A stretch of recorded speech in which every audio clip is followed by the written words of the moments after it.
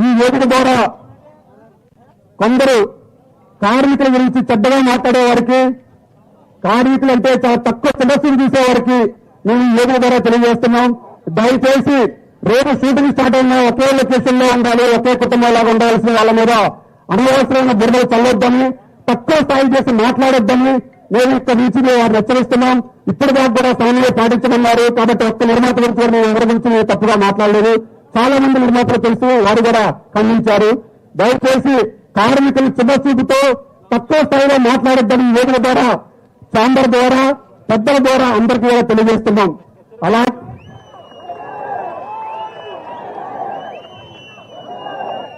అలాగే మన సమస్య అంతా కూడా జరుగుతున్న సమయంలో 15 రోజుల నుంచి కూడా మనం ఎంతో ఎదురు చూస్తా ఉన్నాం. పెద్ద పెద్ద నిర్మాతలు, చిన్న నిర్మాతలు అందరూ కూడా మినిస్టర్ చిరంజీవి గారికి కలవడం జరిగింది. మరి మనకి ఎప్పుడు వస్తుంది పిలుపు, మన గలం ఎప్పుడు విడుచుకోవాలి అని మనం ఎదురు చూస్తా ఉన్న సమయంలో మన సడన్ గా ఫోన్ చేసి తప్పనిసరిగా రేపు 4 గంటలు అందరూ రండి అన్నారు. ఎవరు ఒకరిద్దరు వద్దు, 72 మంది రండి, అసలు ఈ సమస్యలు ఉంటాయని నిన్న 3 గంటల పాటు మాకు సమయం కేటాయించి టిఫిన్లు, స్నాక్స్ అన్ని ఏర్పాటు చేసి ప్రతి ఒక్క యూనియన్ నాయకుడిని కూడా పిలిచి ఈ సమస్య ఏంటి, ఈ సమస్య పరిష్కారం ఎందుకు దొరకట్లేదు, ఈ సమస్య వల్ల, అలాగే మీ యూనియన్లోని అంతర్గత వ్యవహారాలు కూడా చాలా క్లుప్తంగా మాట్లాడారు.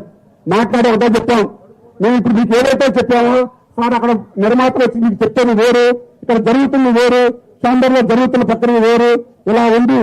ఏది ఏమైనా ఇప్పటికైనా సరే మేము న్యాయం చేస్తే మేము దానికి ఏమైనా చిన్న చిన్న సరిహద్దులకైనా ఒక నిర్ణయం తీసుకోవడానికి మేము ముందుంటామని చెప్పాము. వారు చాలా సమన్వయంతో 3 గంటల పాటు వారు అన్ని రాష్ట్రాల నుంచి కూడా అన్ని సీట్లు తెప్పించుకొని మన రాష్ట్రంలో ఉన్న మన కార్మికుల వేతనాల గురించి కూడా తీసుకొని వారు చాలా క్లారిటీగా చెప్పారు. ఈ రోజు రేపట్లో సమస్య పరిష్కరిస్తామని. అలాగే మన ప్రభుత్వానికి కూడా మన సైడ్ నుంచి మనం రిక్వెస్ట్ చేసేది, మన రేవంత్ రెడ్డి గారికి మన కార్మికుల కష్టాలన్నీ తెలుసు, వారు కూడా కార్మిక లోకం నుంచి వచ్చిన వారే కాబట్టి మనకి ఎప్పుడు కూడా మనం ఇంత వేదికగా మన తెర వెనుక ఎప్పుడు కష్టపడతా ఉంటే వాళ్ళు ఎప్పుడు కూడా మన మీడియా ముందుకు వచ్చి కానీ మన సమస్యలు ఎప్పుడూ చెప్పుకునే అవకాశం రాలేదు. ఈ మధ్య వస్తున్నాం, ప్రభుత్వాల దగ్గరికి వెళ్ళినప్పుడు మన ఫెడరేషన్ కూడా రావట్లేదు, ఎక్కడికి అసలు తీసుకెళ్ళట్లా. మరి వాళ్ళేం చెప్తున్నారో మనకు అర్థం కాదు.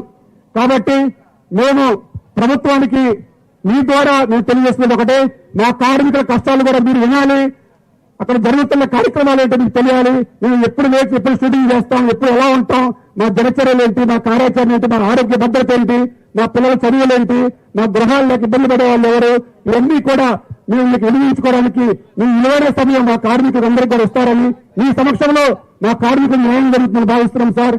కాబట్టి మీరు కూడా ఏదైతే మీరు తెలంగాణలో అంతర్జాతీయ ఖ్యాతిలో ఈ తెలంగాణ రాష్ట్రం నిలబెట్టాలని మీరు శ్రమిస్తున్నారో, అలాగే సినీ పరిశ్రమలు కూడా ఒక హబ్బుగా తయారు చేయాలని కోరుతున్నారు.